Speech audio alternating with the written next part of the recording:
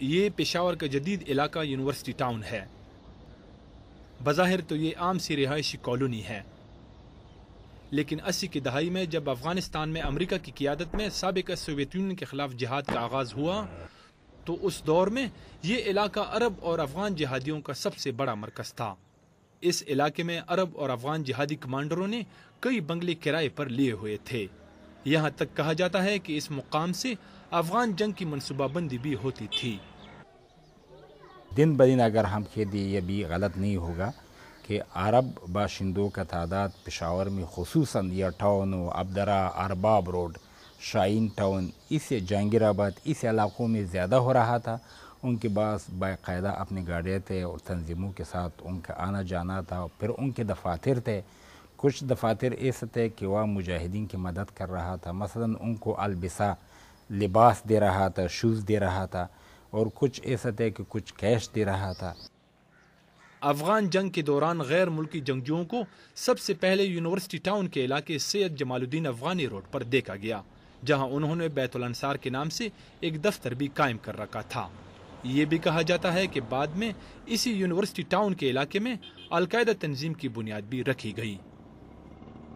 یہاں پہ اتنے عرب آئے کہ کچھ علاقوں میں عربی زبان میں بورڈ لکھے ہوتے تھے دکانوں کے اوپر، عربی زبان میں اخبارات اور رسالے چھپتے تھے۔ اور یہاں پہ شیخ عبداللہ اعظم، جنہوں نے عربوں کی طرف سے افغان جہاد کی حمایت کرنے کے لیے پہلا قدم رکھا، اور پھر شیخ عمر عبد الرحمن جو کہ نابینا تھے، مصری عالم دین تھے، ابھی وہ امریکہ میں قید ہیں، تو وہ بھی یہاں پر آئے۔ اور بعد میں اسامہ بن لادن بھی اسی دفتر سے منسلک ہو گئے تھے۔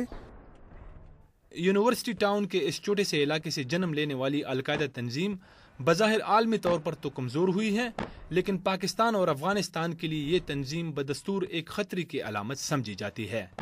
اس وقت القاعدہ جو پاکستان میں ہے وہ اتنا اس کی جو وسعت ہے، اس کی جو ایبیلٹیز ہے وہ اتنی ہے کہ پاکستان کے لیے خطرہ اس وقت بھی ہے، اور ان کے جو لنکس جو ہے بالخصوص پاکستانی ملیٹنٹس، بالخصوص پنجابی ملیٹنٹ کے ساتھ اس کے بڑی سٹرانگ ہے۔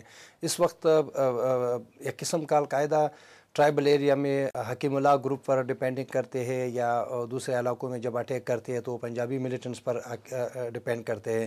یونیورسٹی ٹاؤن پشاور کو اس لحاظ سے بھی اہمیت حاصل ہے کیونکہ پچھلی 3 دہائیوں سے اس چھوٹے سے مقام نے تاریخ کے کئی اتار چڑھاؤ دیکھے ہیں، تاہم آج بھی اس جدید علاقے کی اہمیت کم نہیں ہوئی۔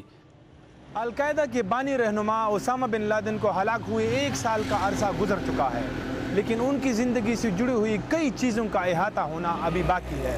رفعت اللہ اورکزئی، BBC، پشاور۔